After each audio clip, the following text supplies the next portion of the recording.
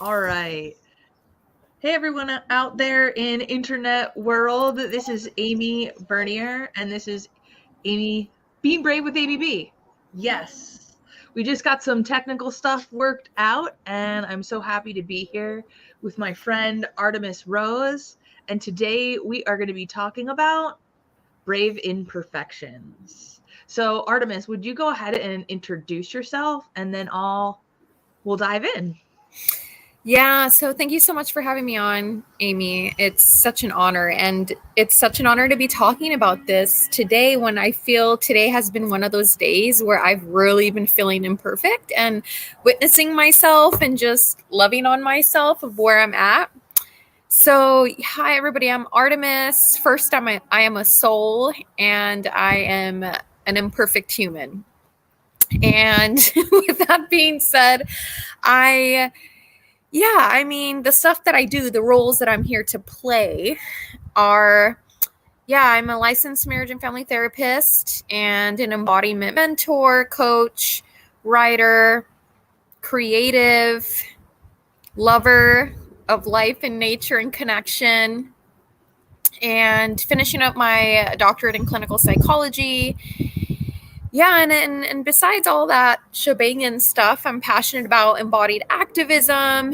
And I think just the biggest thing that I'm passionate about is just the simplicity of just connection and our humanity and really releasing shame. And I think so much of that is tied to today's topic. So I'm really excited that I will be able to share a little bit of my story. I'm sure we're going to talk about as well as the topic. And Amy, it's such an honor to just be here with you because you're a human that totally inspires me to be unabashed in my imperfection too.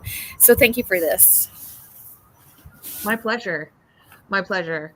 Um, yeah, one thing or a few things that I want to say about you is that we've known each other for a while now, and we both met in a group membership through Amanda Rivera, who is absolutely amazing, everyone. So if you are interested in systems to support your business, Amanda is the person to go to.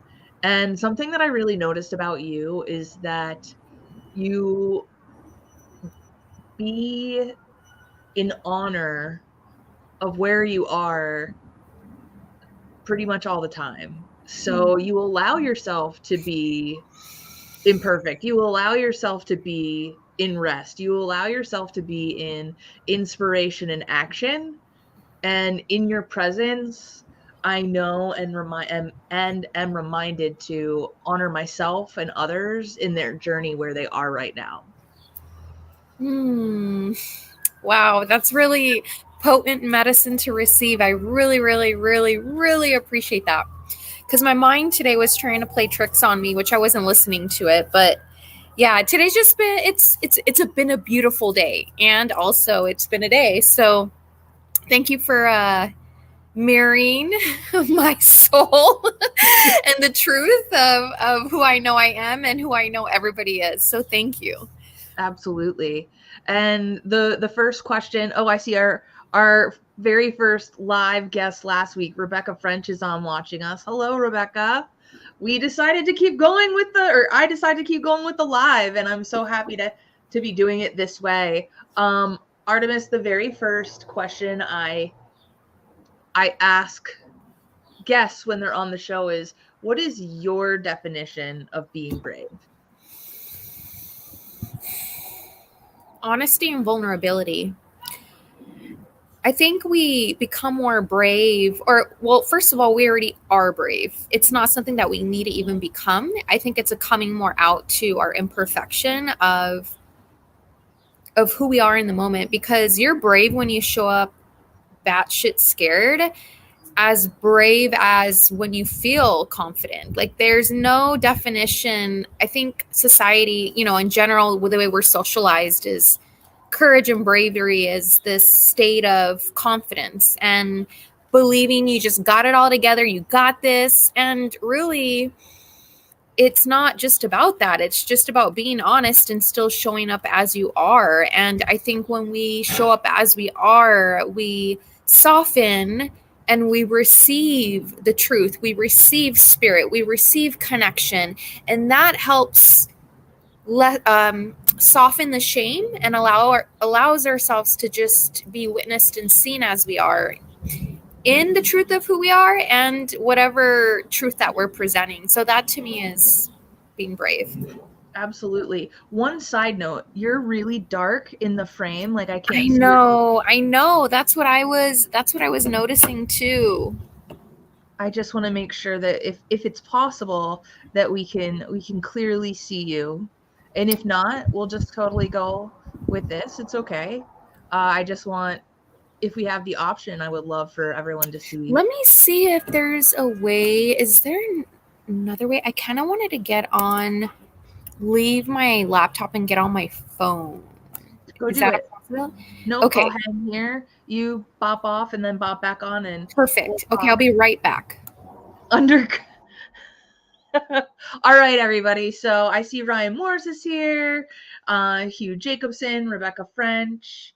I agree. That's a great definition of brave. I've sat with this for a while, and I haven't really come up with.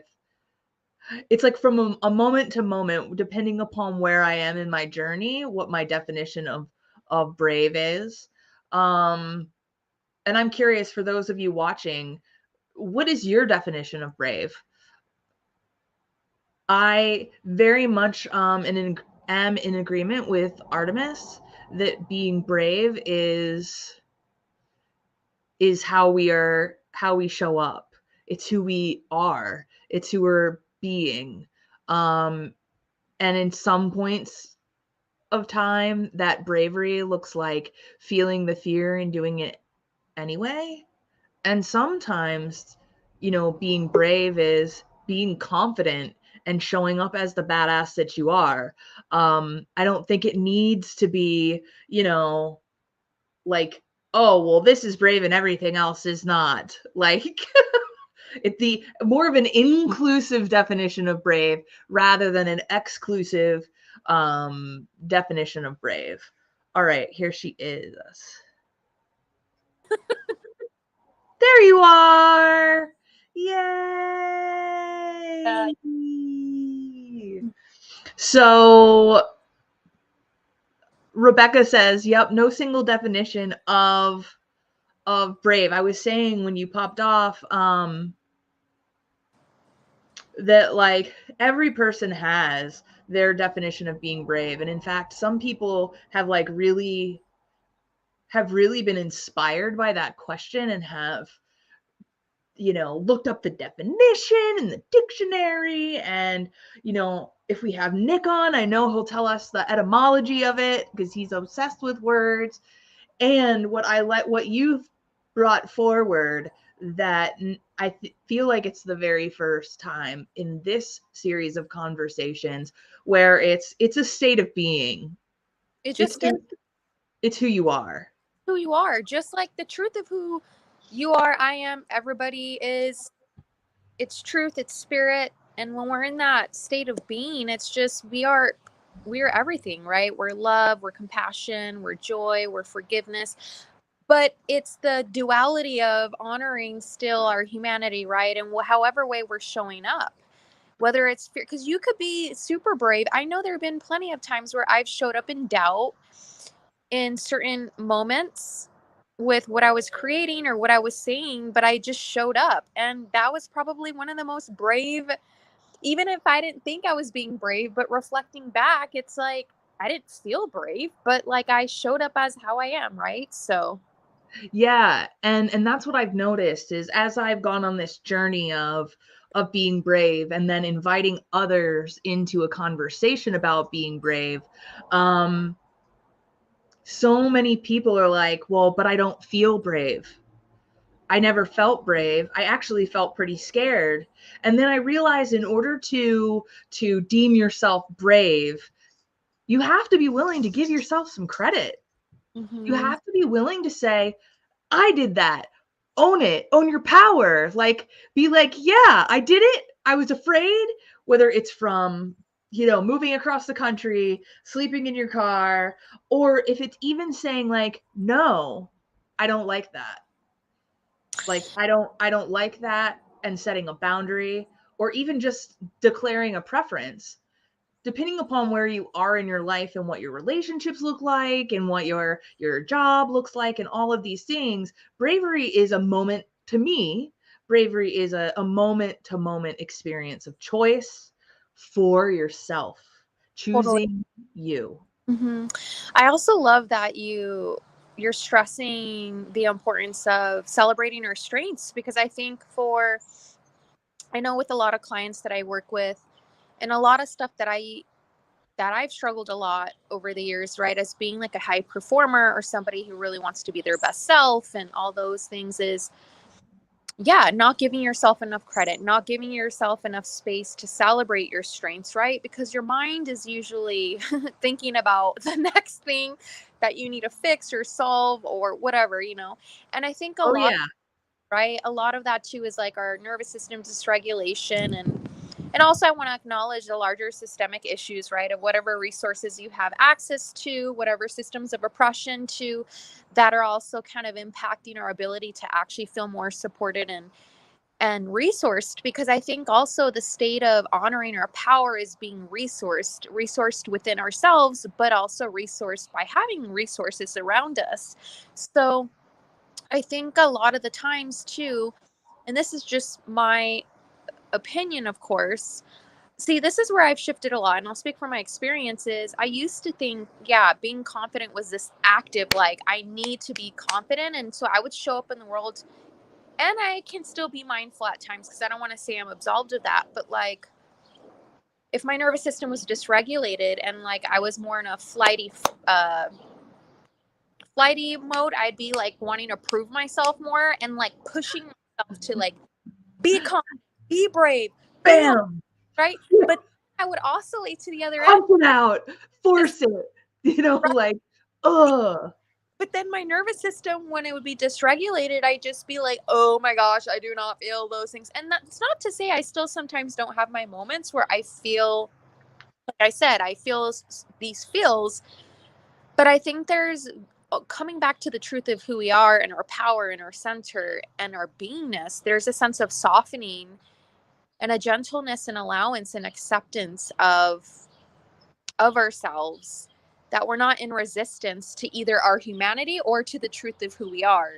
There's an overall acceptance of both. So Absolutely. It's like, I was so excited to get this job, and I start next week. I thought I was going to start on Monday, and I'm like, oh my God, yes, like relief. This is what I've been working for. Like, this is what I've been doing this work for, like stability. Yay, yay, yay. And my coaches will definitely know this. I was able to celebrate like for like a couple of hours until I was like dove right back in to like worrying about like, but where will I live? Like that part hasn't been figured out. And so I feel like being brave is also like experiencing like the roller coaster that is the human emotions, the fears, the uncertainties, also the asking for help, you oh, know, and asking for support and knowing like, whoa, like maybe I can't do this on my own. you're the queen of that. Like, you are the queen of inspiring. Because for Thank you. for listeners who've kind of seen my bio about how I ended up homeless on the streets, like literally straight up one suitcase on Hollywood Boulevard, and then got to the point where I was hanging out and eating with the homeless. I couldn't ask for the help in the ways, Amy, that you give yourself so much permission around. And a lot of that was because I had so much shame. Well, a lot of it too was just denial, and I was in flight responses, and I had no idea what was going on. I was in denial of reality because I just was so disconnected from myself. So I just really love how much you give yourself permission to be seen and to ask for support. And because that's key, right? I mean, I'm so ready. able to readily receive support myself, and it's a relief. It's like, yes, I'm like, I totally need help and support, you know? Yes, and I will be honest, Hugh wrote something about in the comments about being absolutely vulnerable and exposing oneself. I'm assuming emotionally, Hugh, and not like otherwise. But like I had a conversation this morning and someone asked me like, what are you most afraid of? And I said extreme raw vulnerability. As as present as I can be and as much as I share online, like there is like that's my biggest fear is like breaking down, not knowing what to do, being out of control.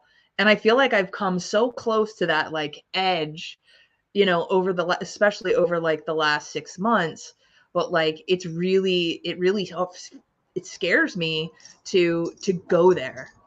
And so I'm just sharing that because me asking for help and me looking for, you know, asking for resources or connections or opportunities, it's been a practice that I've learned over time. It's I still get a clench in my stomach, but what I found now is that I'm focusing on like what is the next soul nudge.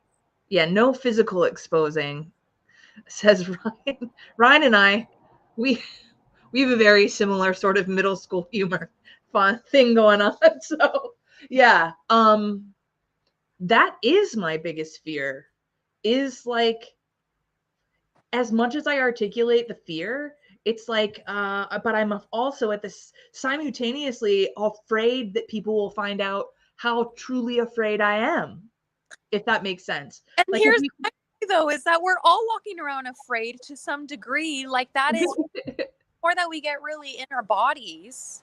Yeah. We come to realize how much we are afraid. That's a part of having an open heart. And that to me is a part of embracing our imperfection, really. Yeah. And part of the sharing and part of my willingness to kind of be with the fear and do it anyway, not force through the fear. I used to do that, and that actually causes more harm to my nervous system and my body than anything else. But be with the fear and do it anyway, especially when it's a soul nudge, especially when I feel like it's like universal energy being like, share this, is that even though I'm afraid, I know and I feel so deeply and I feel so called that we're not meant to hide the parts that are messy, that we're not supposed to hide the parts where we're afraid. In fact, that's our humanness. You know, it's the celebrations and the successes, but it's also like being with and admitting when we're having a challenge because we're truly interdependent and we're here to support each other. And I want to, and I practice embodying that over and over and over and over again because it's what I believe will help us all shift to feeling more connected instead of more separate. Like I feel separate when I isolate myself and I think I'm all alone and like nobody understands me. But when I can get over that like part of my brain that says they're all going to laugh at you, they're all going to leave you, they're all going to judge you, they're all going to blah blah blah, whatever my inner middle schooler says. Whenever I push that to the side and I speak anyway or I share anyway, it's connection that blossoms from that vulnerability. Totally. And two things. I want to remember that you said about the connection blossoming because, yeah, don't let me forget that part. But what I first, I'll try. what I first want to acknowledge, well, I have two things. The first is I really honor how much of a heart-centered leader you are in the world because we need more heart-centered leaders who feel safe to just share their vulnerability of their humanity, because I feel like the more heart-centered you are, the less you have to prove and hide, because you're going to be in certain spaces, you have the opportunity to release shame and give other people permission all around you, right? And I think in a lot of our positions of leadership and in the world, it's like there's a lack of connection and heart center vulnerability, where there's these expectations or rules that you got to have it all together. Like a part of leadership is, making it seem that you're so heady. To me, it's like, if the more that you're an expert, I'd hope the more that you're grounded in just being who you are and sharing your vulnerability, because a lot of people are going to look up to you. And if you actually just show them how grounded you are and still your humanness, it gets so much permission, like so much releasing of shame, right? So I really want to celebrate that. That's one of the things that I really love about you, and your presence is so permission giving. And then the other thing is that the connection piece, life blesses us when we choose to lean in to when we want to hide. That is when we actually up level. I think there's a lot of misconception that we hear around about, oh, you got to be higher vibes, you got to be all, Oh God. it's really about Just don't feel your feelings. connect. Just pretend you're happy. Or right. Also, it's like the places you want to hide, if you can learn to allow the love in, the places that you have shame around, if you can learn to allow the love in, that is how you automatically up level. Like you don't have to be higher vibe. You still can up level in your freaking embodied vibes, whether you're scared or whatever. I know the times that I've up leveled the most in life and I've been magnetic towards opportunities, it hasn't been because I was higher vibe. It was because I finally came out with more areas where I had shame around unconsciously that I didn't even realize I was hiding around. That's where I ended up being more magnetic towards, opportunities or whatever it was. Yeah, I'll be honest. I'm terrified that I'm not going to be able to find a home where I get to live by myself, and that I'm afraid that I won't be able to sustain having it. Like,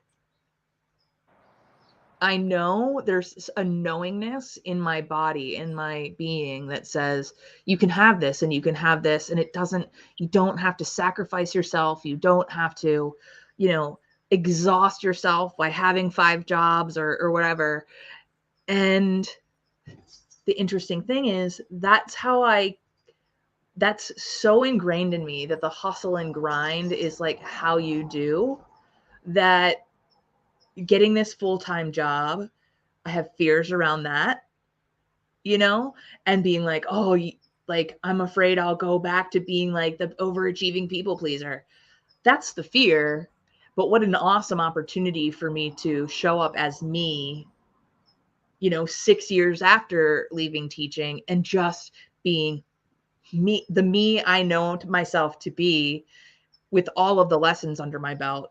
Like, it's like that piece of the puzzle, but it's like, yay, but it also causes fear. And then the housing, it's like, I'm staying in this amazing Airbnb. Like, am I going to be able to stay here? I don't know. I'm going to enjoy it now. And at the same time be like, but what's tomorrow?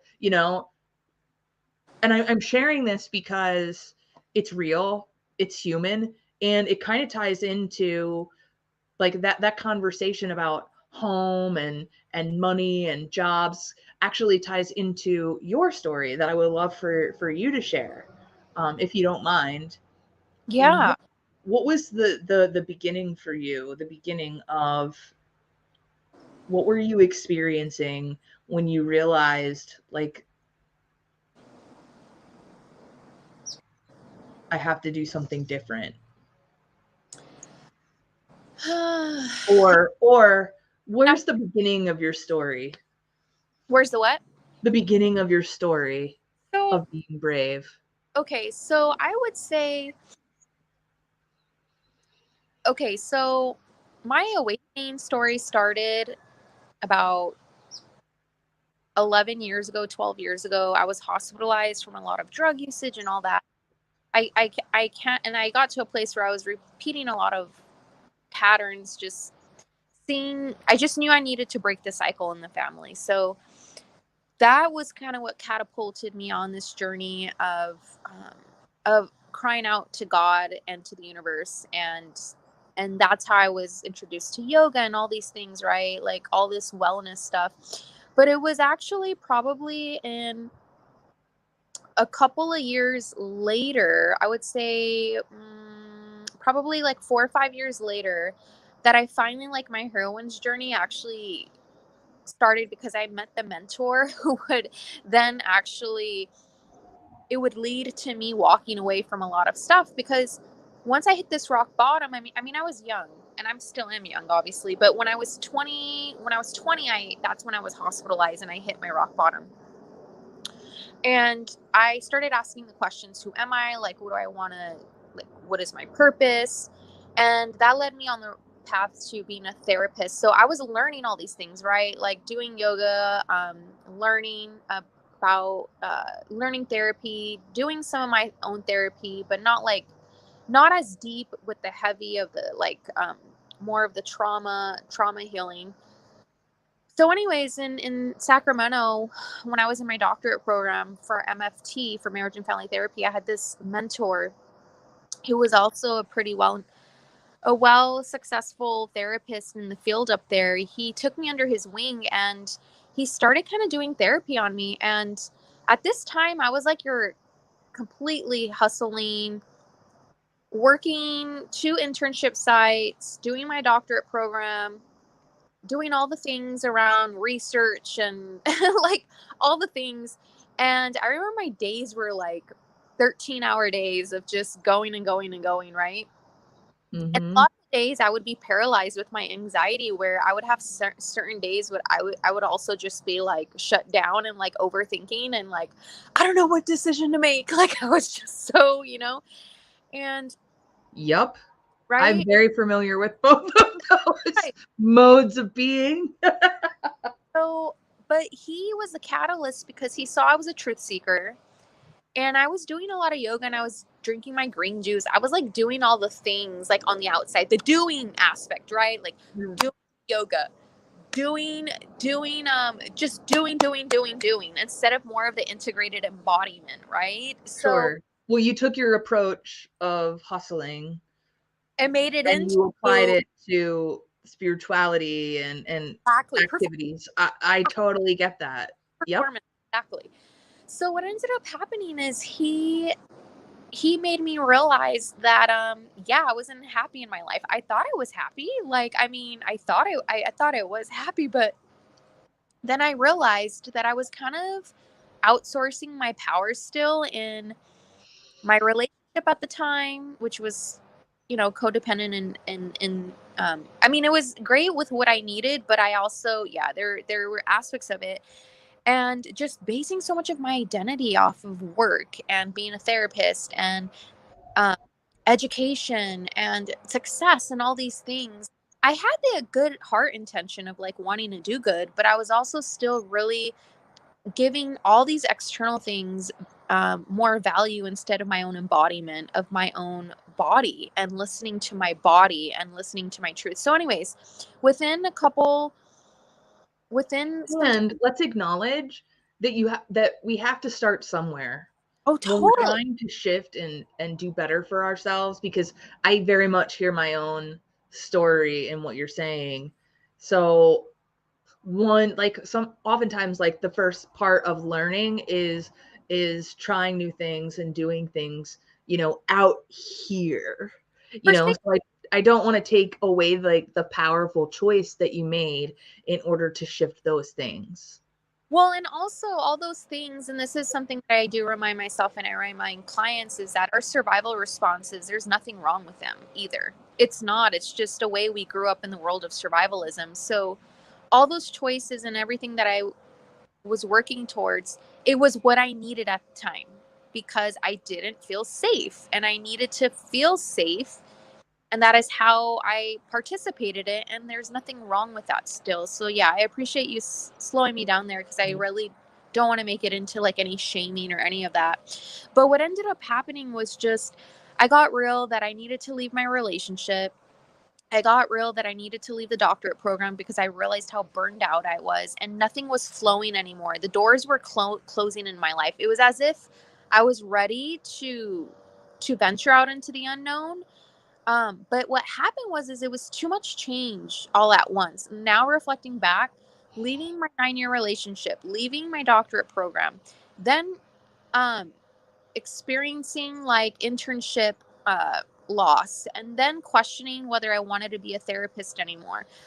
All these things made me just really struggle in fear and doubt. Like I was swimming in grief and shutting down like survival responses. So um I ended up losing even the apartment that I had got. I picked up waitressing after I quit all of that. I pushed everybody away because I had a lot of shame, because I felt pressured that because of how society conditions us, right? Uh, that why am I leaving the success? Like, why am I leaving all these things to what now pick up waitressing when you have hundreds of thousands of dollars in debt? I didn't want to explain myself to friends and family because they were like, what are you doing with your life? Right? Like I had lost everything. So I pushed everybody away. I didn't want to hear it. What I really needed at the time was somebody to probably just be there for me and just be like, holy shit, that must be a lot you're going through.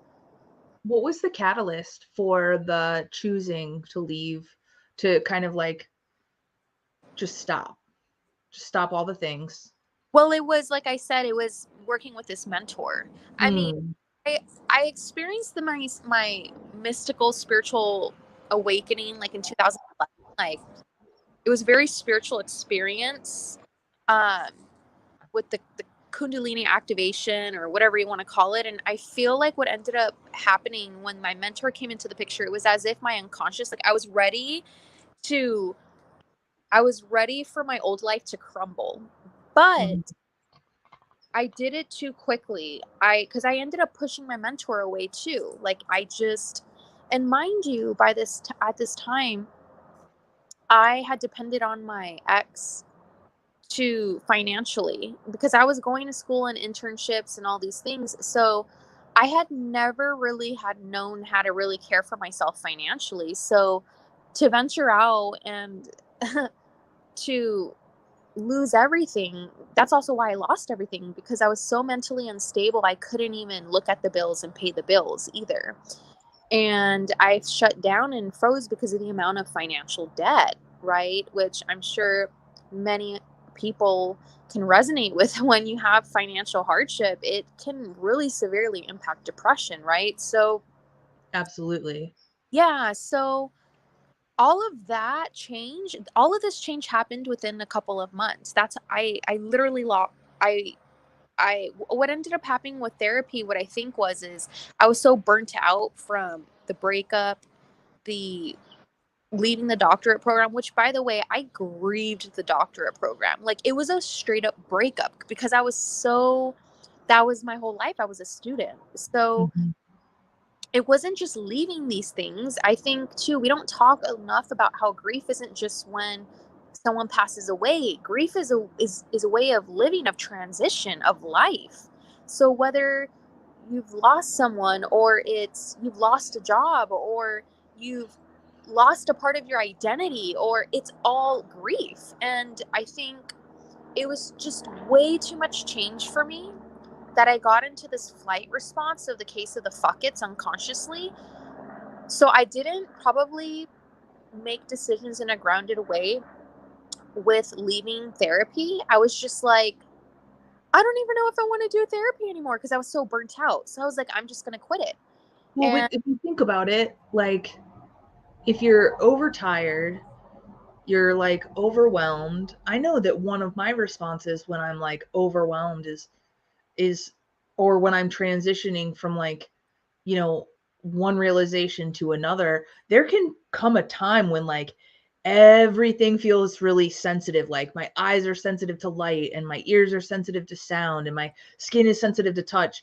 And like, it's like where you just want to be like, like everything get away, like too much stimulation.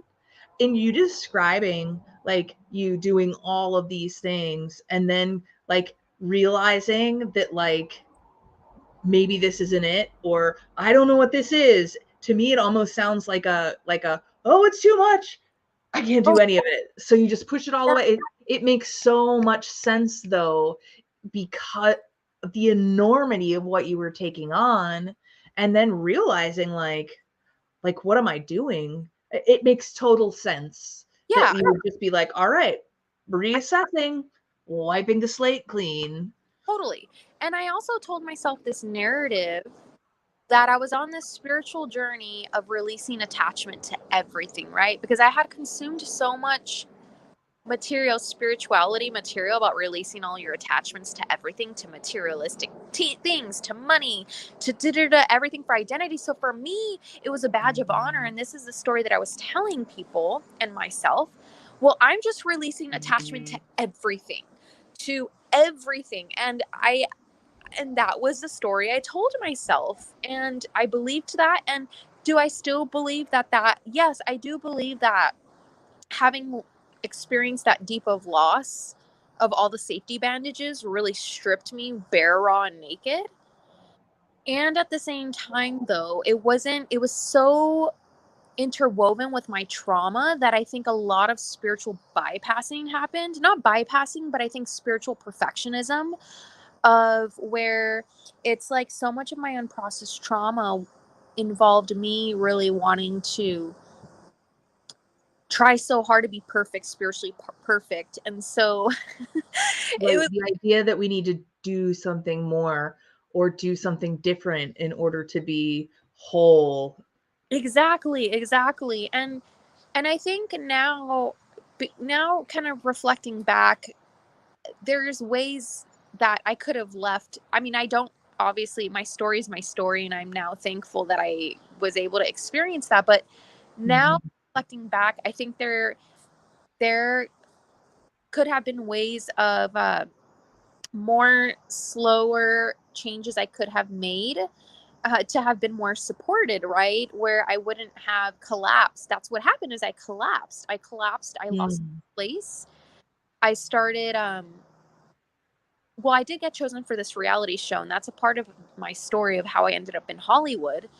But I collapsed and I hid, and I had nobody around anymore. No friends, I mean, there were people there, but I didn't feel safe to be seen because I carried so much. I felt so naked that I had nothing to prove myself anymore. Like I couldn't hide behind, well, I'm a doctorate student and I'm a therapist and I have this for my future and I have this and I live here. And I just felt so naked of like not being able to like have any of those things. And that's what made me hide even more.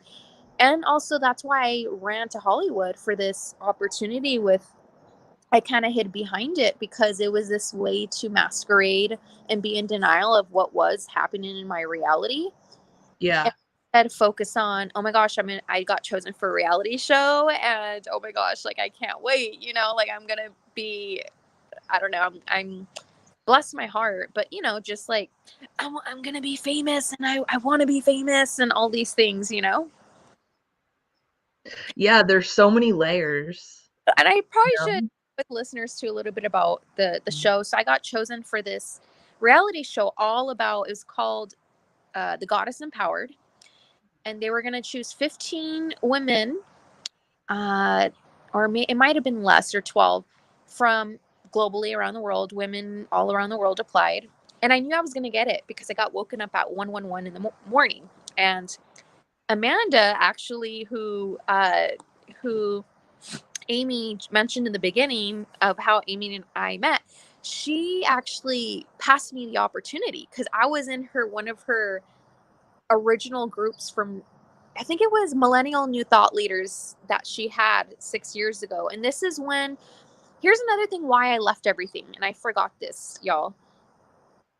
The more that I began to leave the doctorate program and the relationship, the shadows crystallized into downloads, right? The initiations of EmbodyU, which is now a part of my soul's mission, the coaching business. So I kind of got some like downloads of like what was to come, and I'm here to birth this. So that's what fueled the vision. And that's a huge part I left out, because there was something in me that spirit already, oh my gosh, sorry, that spirit already told me Mm-hmm.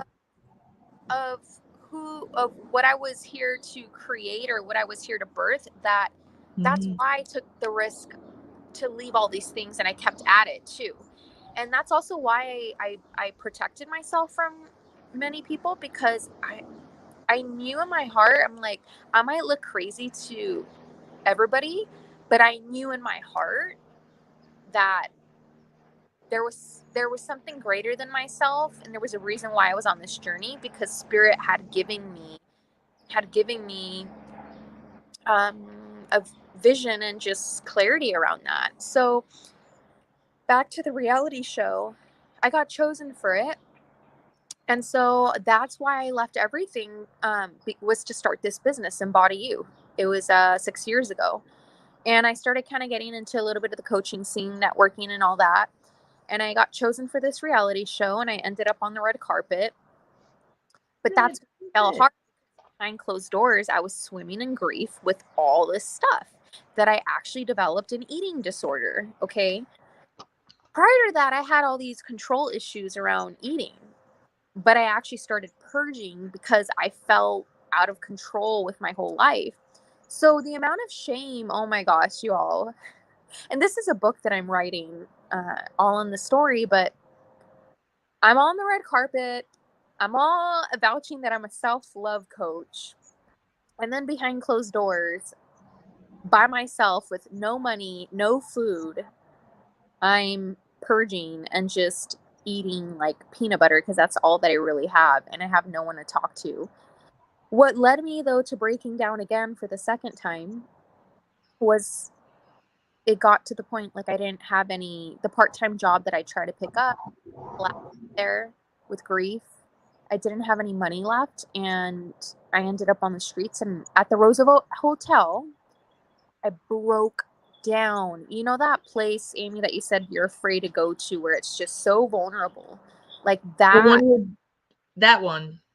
That Yep. is, I for sure. I mean, I've been to that place a couple of times, and that was one of the times that I hit it, because I was like, what am I doing with my life? I give up, spirit. Like I was so confused how everything, my journey led to that.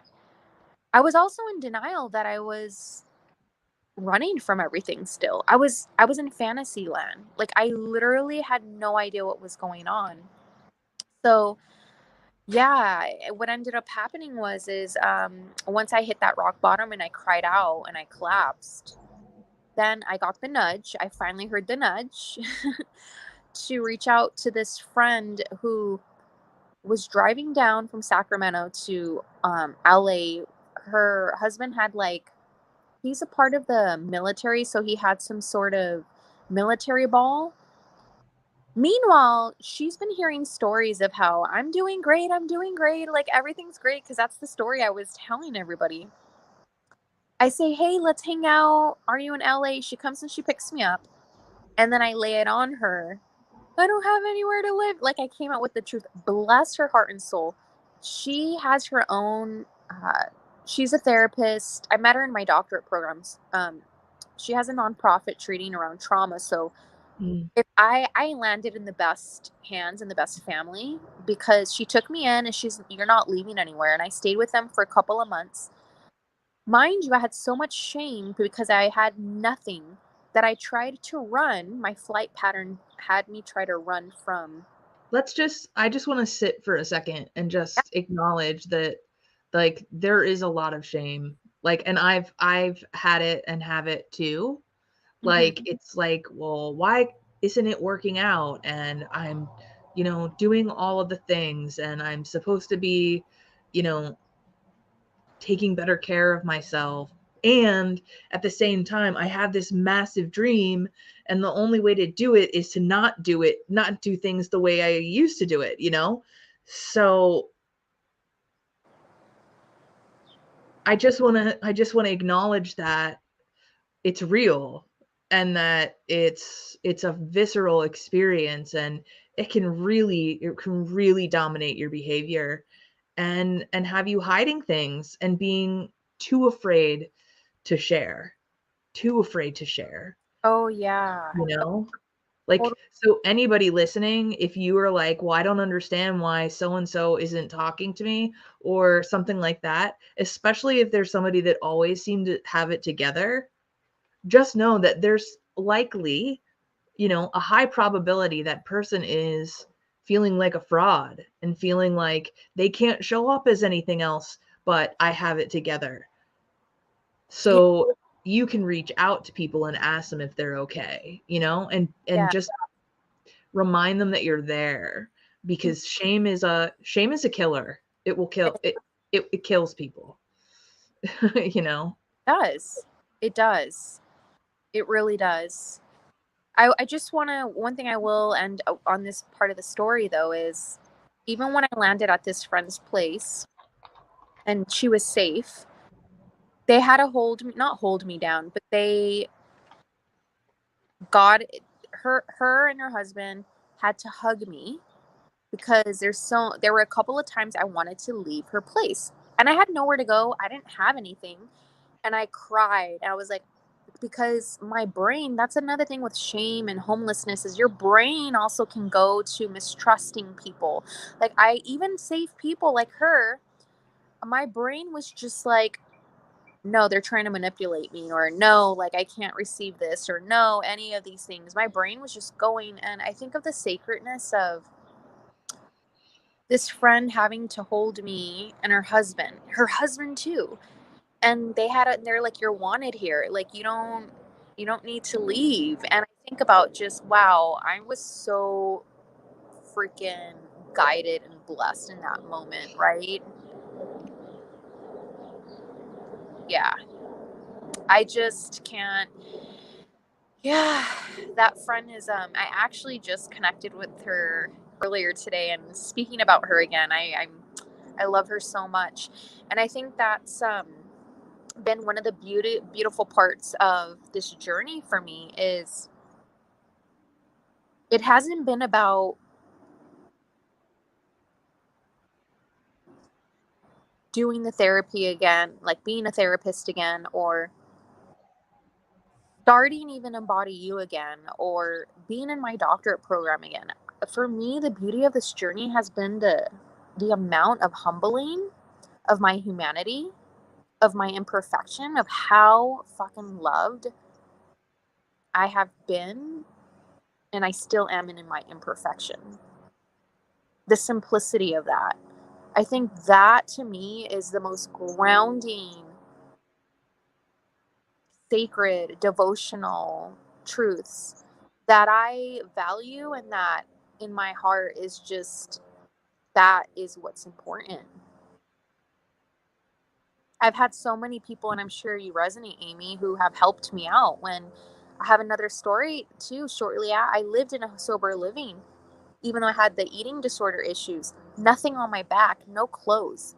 The owners of the house took me to a local um, thrift store, bought me clothes when I didn't have clothes. Um, the amount of humbling I've just have had on this journey is just, I ate with the homeless. Here's another thing, y'all. When I was on the streets of LA, I did not feel connected to anybody on the streets. But when I sat on that curb outside of Trader Joe's near Hollywood Boulevard, I had homeless people come to me and offer me their food when they didn't even have any food. And that was probably one of the most powerful points in my journey, where the shame turned into connection, because I felt connected to these humans, that I think a lot of people, our society judges so much and shames, and to feel their sense of humanity in that. Yeah, there's a whole culture of generosity and welcoming in the community of the unhomed, of people who live in their RVs or in their car. And I don't know, like,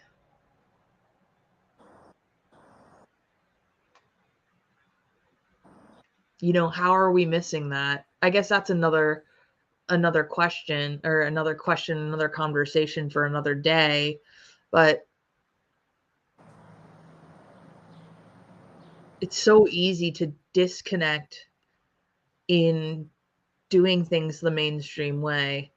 Have the job, have the commute, go work out, like having to treating your life like it's a checklist, as opposed to being fully present in the moment, including all your feelings that you're trying to avoid as you're mindlessly doing these things. Not because you're bad or wrong, of course, it's because this is what, you're following the rules, you're following the formula that you were taught.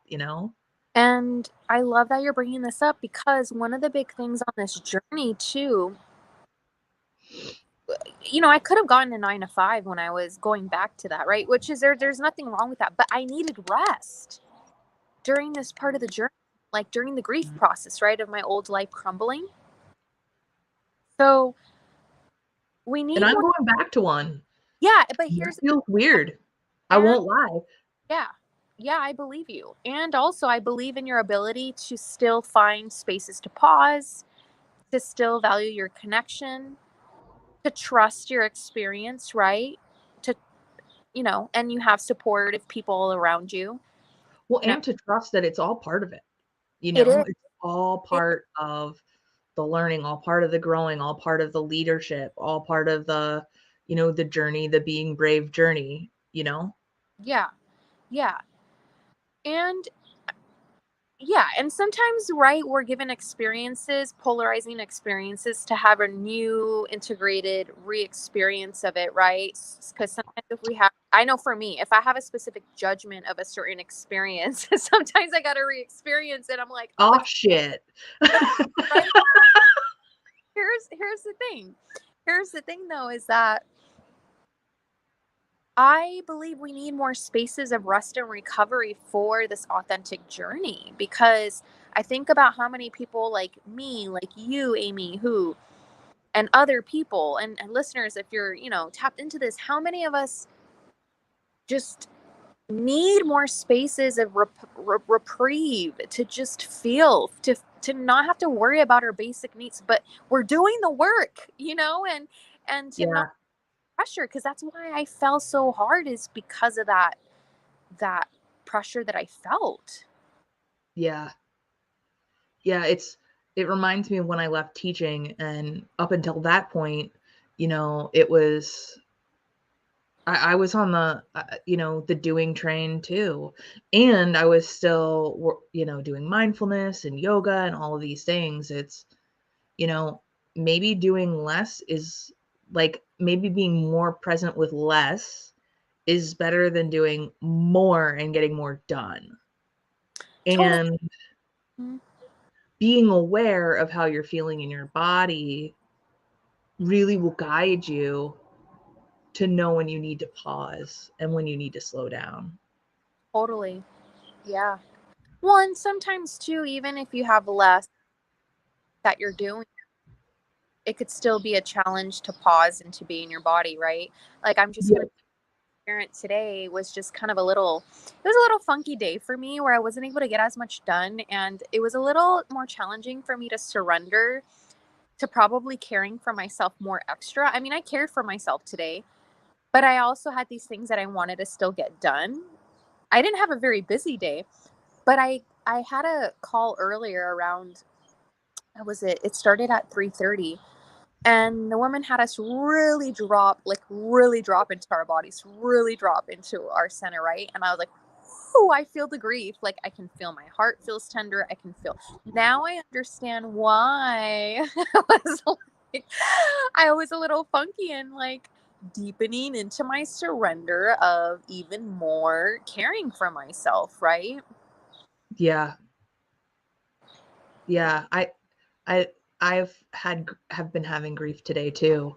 Mm-hmm. Like going to the grocery store just to get some food, and and having moments of like, am I believing in myself? Am I really believing, or am I trying to believe? And like being with the cognitive dissonance between those two ideas.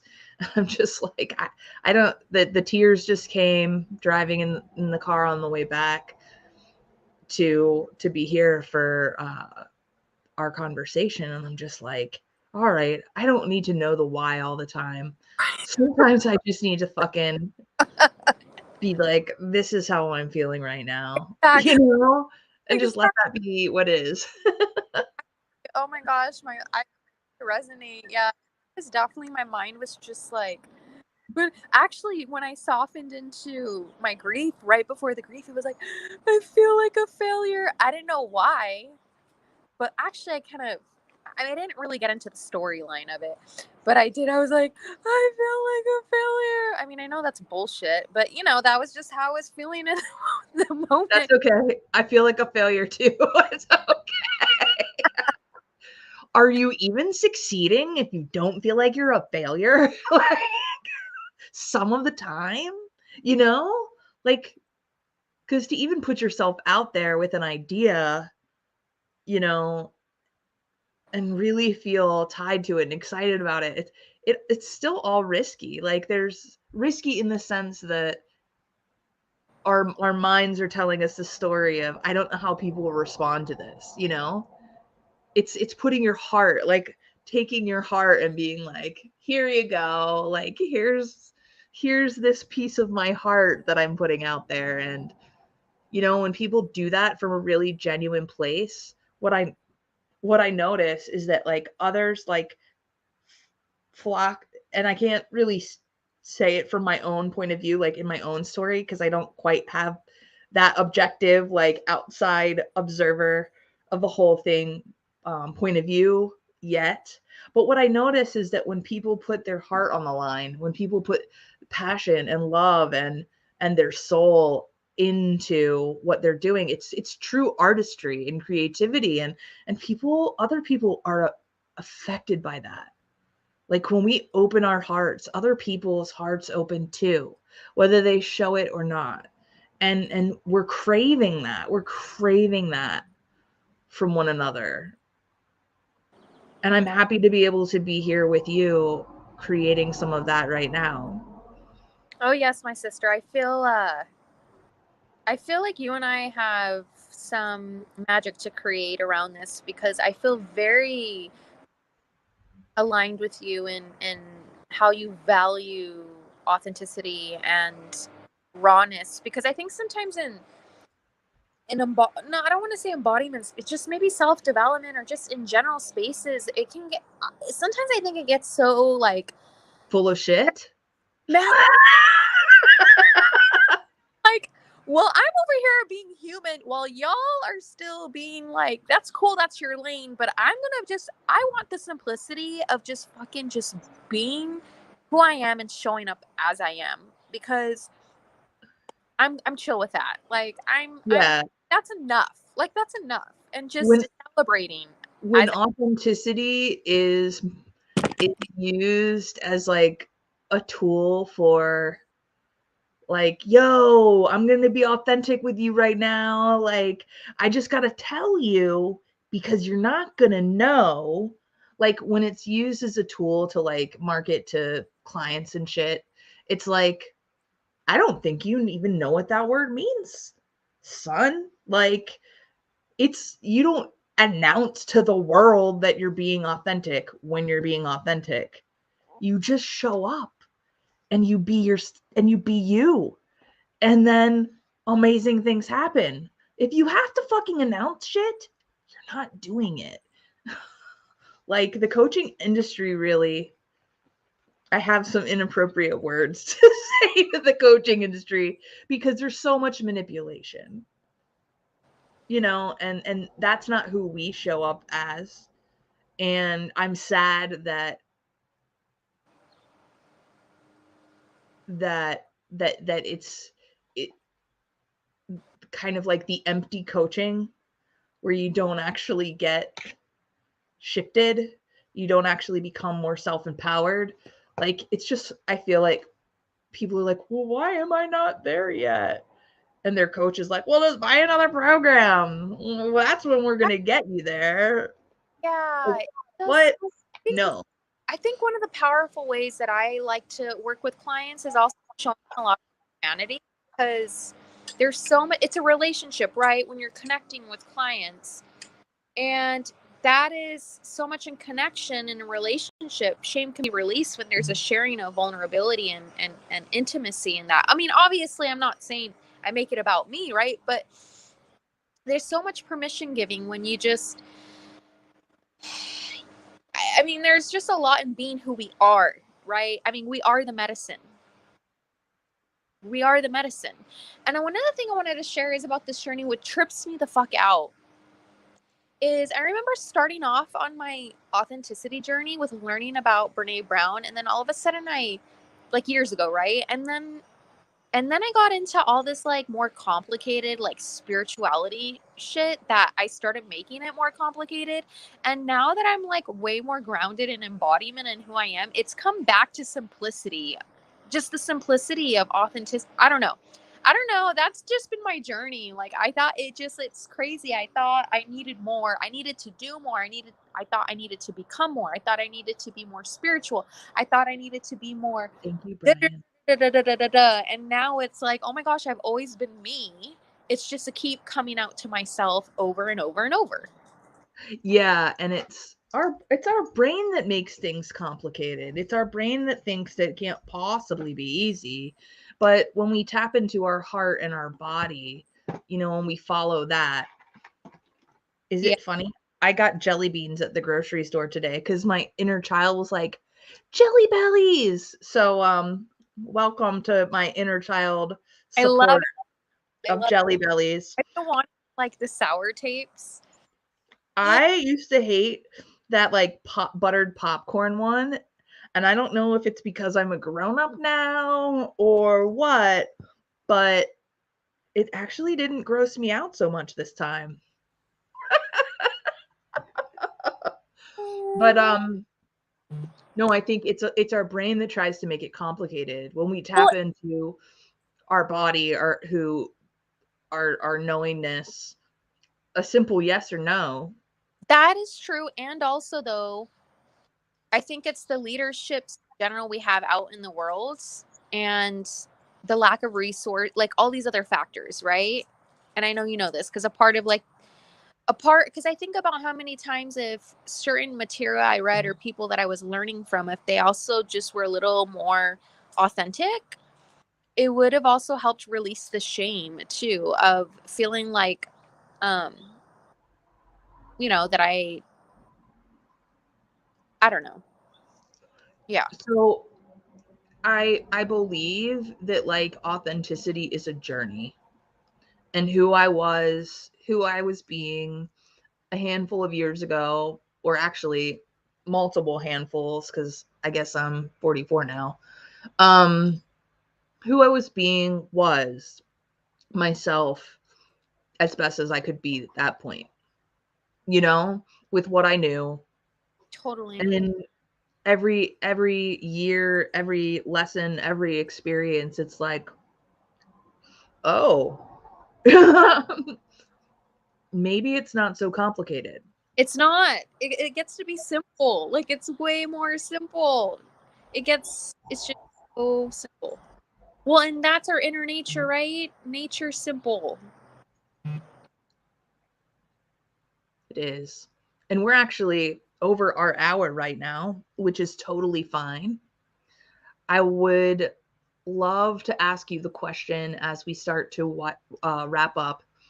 If you were able to pass on one piece of wisdom, one piece of truth, one knowing that you have grown to understand in your life experience thus far, what would you want everybody in the world to know, feel, to just be able to take in? That you are completely loved as you are for every part of your experience. There's no thought you can think. There's no feeling. Every dark thought that you have, or every automatic thought, every mistake you make, any type of bodily experience you have, any detour that you want to make, any aspect of your experience, you are so loved. Like there's nothing wrong with you. Completely nothing wrong with you.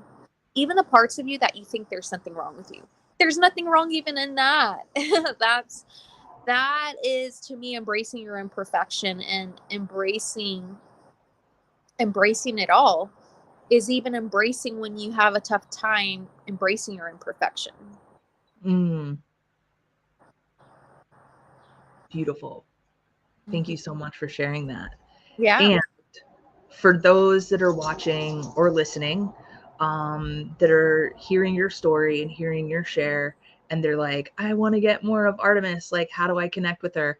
What are the different ways that they can reach out to you? It's in this comment in like the post and all of that, but just to reiterate that that they're able to reach you in different ways. Where can they find you on social media and all that?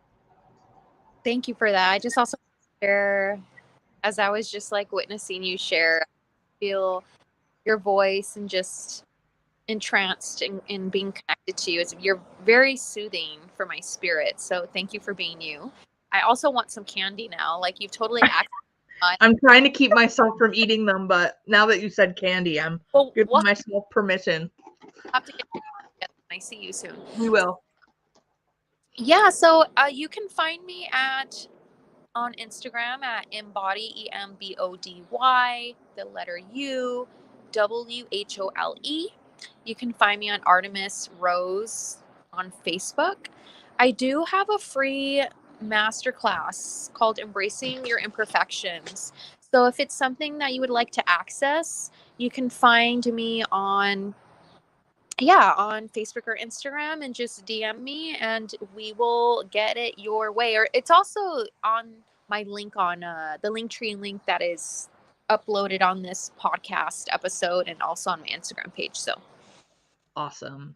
For those of you that are listening and watching, it is an honor and privilege to share these conversations with you, to help you honor yourself and your experience and who you are as you connect with the story. The goal is to share, or not the goal, the mission really, the purpose is to